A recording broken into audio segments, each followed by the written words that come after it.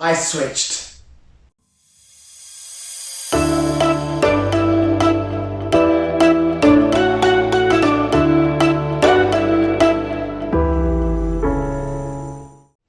Hello everyone and welcome to Prexy Prex. Yes, it is true. I have been an Android fanboy for ever since Android has been out, and I've always not been very keen on Apple for several reasons. The fact that I always said they're so restricted, they're not customizable, etc., etc. You know, the usual routine. And I've always been with Android. I've used phones from HTC, Huawei, Sony, Motorola, Lenovo, Lemobile, and many more. However, lately I have been getting very stagnant with Android. Or more to say, I've been struggling with the so-called ecosystem. Don't get me wrong. Google is really amazing in bringing out more products of their own. The problem I've been having is primarily with the Pixel phone to begin with. Also, I've been a regular fanboy of either Sony phones or Huawei phones. My last phone before my Pixel 5 was a Huawei Mate 20 Pro. When I wanted to change it, unfortunately, Google was banned within Hawaii, so I didn't have any other option. So I have used Samsung phones before. I was not a big fan. For some reason, I feel that they slow down very easily. Maybe not now. The last Samsung phone I used was a Note 2. That was ages ago. I sold the phone within 3 months. That's what happened because it was dragging. But then again, that was a different UI. Now they have the one UI, which I'm pretty sure is good. However, with the Pixel 5, when I moved to the Pixel 5, the first problem I had moving from a bigger phone to a smaller phone was how small it was. It was quite comfortable, convenient to hold, fits everywhere in all the pockets without, showing out awkwardly. However, I have stubby fingers and big hands. And I've been struggling a lot with it. And also, with the Pixel 5 comes another problem. Pixel 5 phones don't work with other brand devices within my home. For example, Pixel 5 can project very easily to my Sony TV, which is Android based, but it will not play nor connect with my LG TV. Now the only workaround this is to have a Chromecast with my LG TV, but then again, I love WebOS. I hardly use my TV's own OS anyway because I use my PlayStation 5 to just use for media consumption, and if worse comes to worse, I'll use my computer which I've connected to my TV as well. So I found it very annoying because every other phone I've used before, be it Sony, Huawei, Honor, anything, they play well with any other brands because they have to be open.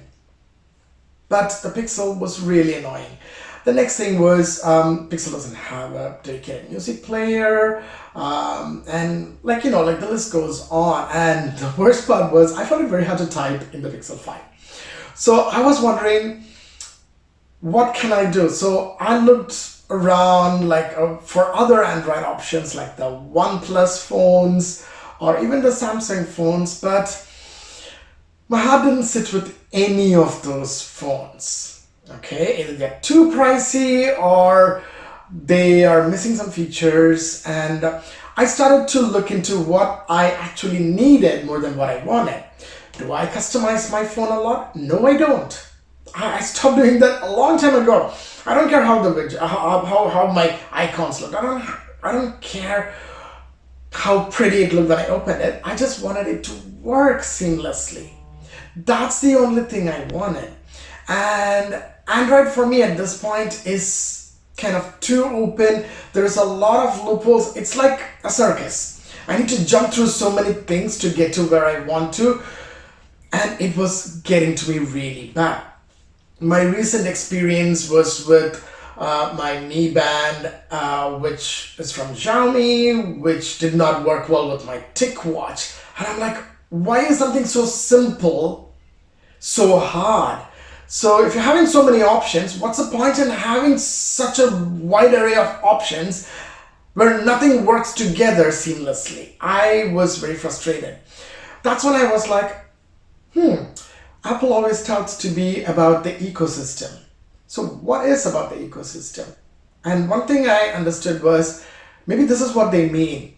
They have their own products. They all work seamlessly. So, having been not an Apple fanboy for a long time, I thought, you know what? I like technology, so it's only fair that I try the Apple ecosystem as well.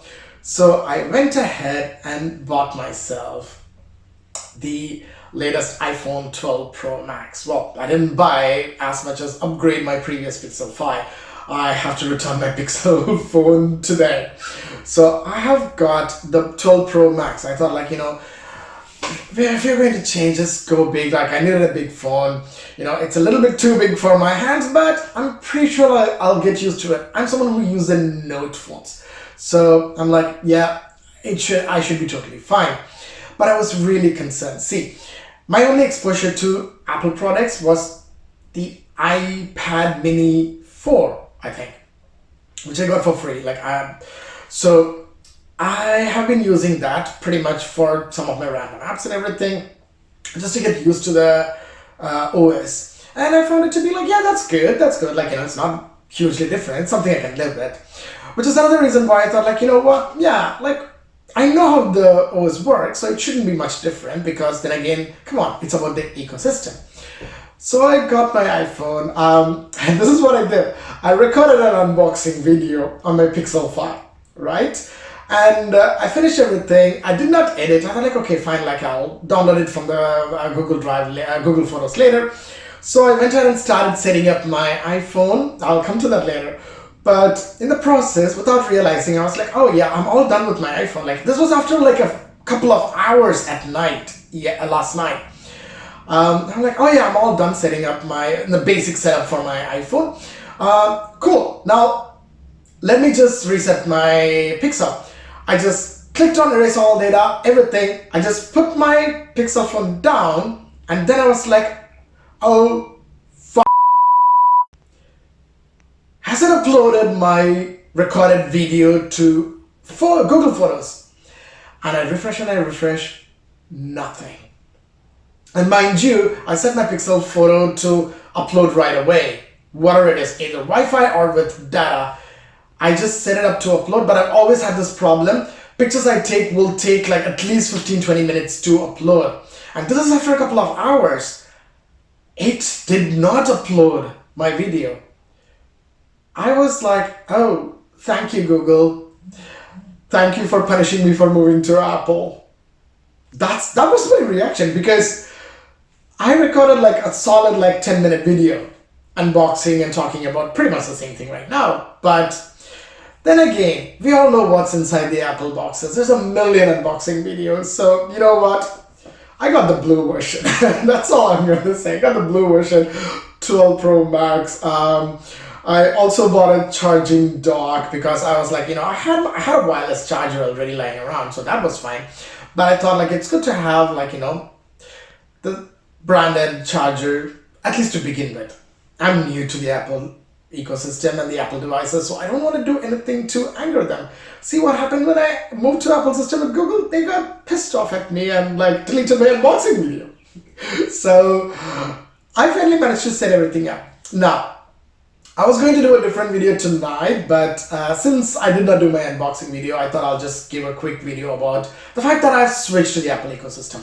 So when I say ecosystem, it's not just the iPhone. I'm also planning to eventually, in the next few months, switch my work or business laptop, which is a Surface Laptop 3, to a iMac, the new iMac. I'm going to get a blue one as well. So I'm looking forward to do that, and I might also start to get into the iWatch eventually. I don't know how eventually that's going to be, but you need to subscribe, like it, and share this video. Please press the bell icon so you know how my transition is going into the Apple ecosystem.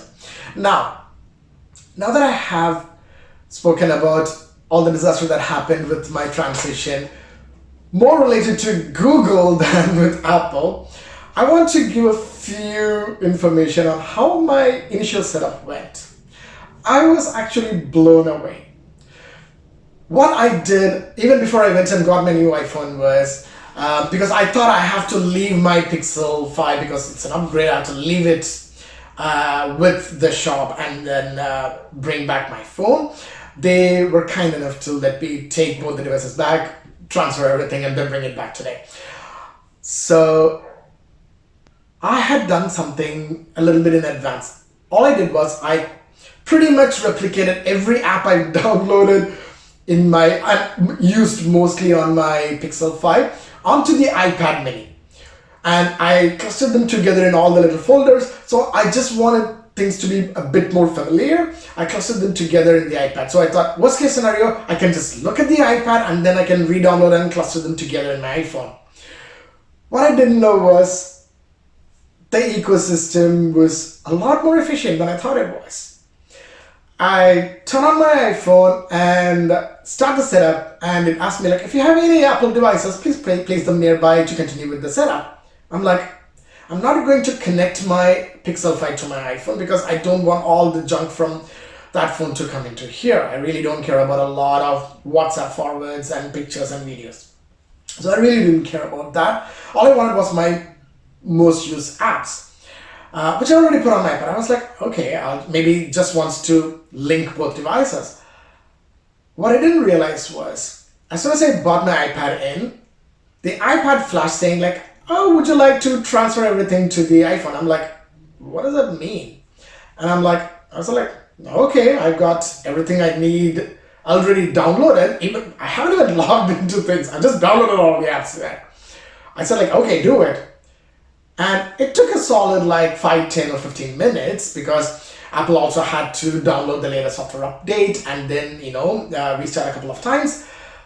But before I knew it, everything that was on the iPad, which is basically all the most important apps I already had on my Pixel 5, was beautifully downloaded onto my iPhone. All I had to do was do the grouping into folders.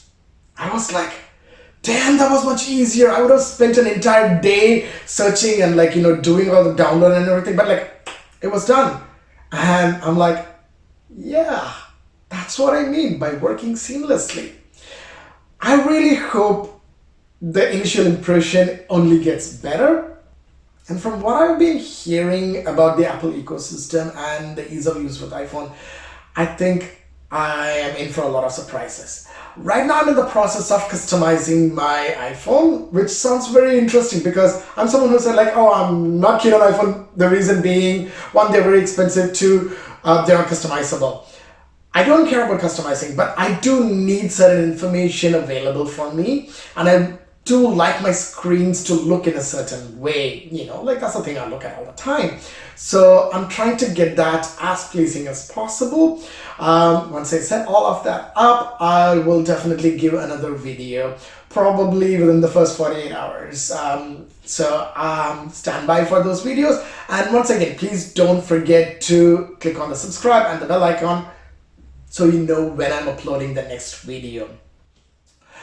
I did have one small problem during the entire setup process. That is with my TicWatch Pro 3 GPS.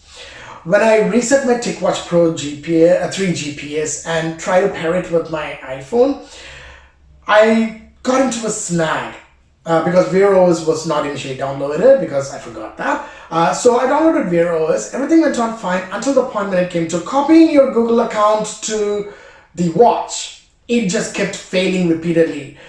However, I started panicking a little bit. I'm like, oh my God, I need my watch. And I went online, searched for a few things. I searched on the Mobile website. None of them seemed to be giving a big solution, and my problem was not listed anywhere either.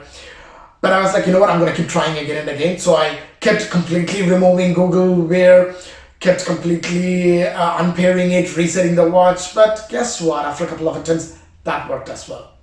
Having said that, When I paired the TicWatch GTH, which is the new one I got, which I wear 24/7, it had absolutely no problem because it was not Wear OS. So I think it had more to do with Wear OS than anything else, which made me think like, maybe an iWatch. Let's see. I know this smartwatch 7 is on its way, so maybe I'll just wait for a while. I don't know. But we're going to wait and see how that goes. I'm still trying to sell my previous TicWatch, which is the TicWatch Pro 3, not the GPS. No, the TicWatch Pro from 2020. So let's see how things go. But then again, so far I have been happy. I'm yet to try pairing this with my car. Now I have a Mini Countryman, and my biggest and worst gripe with my Countryman is the fact that it does not have Android Auto. They do have Apple CarPlay though. Does not have Android Auto, so I have to have a dock, and it was literally like eating me alive. So now I have an iPhone, and I have Google Maps in it as well. So I'm like, yeah, I still haven't paired it with my car yet, which I will be doing, and I will probably give all that update in my next video, which will be pretty much in a couple of days, saying how my transition to Apple iPhone went for the first couple of days. So keep an eye out, make sure you press the bell icon, click on subscribe, and wait for more videos really soon, guys. Thank you so much for watching. Until my next video, it's bye from Praxi Prax.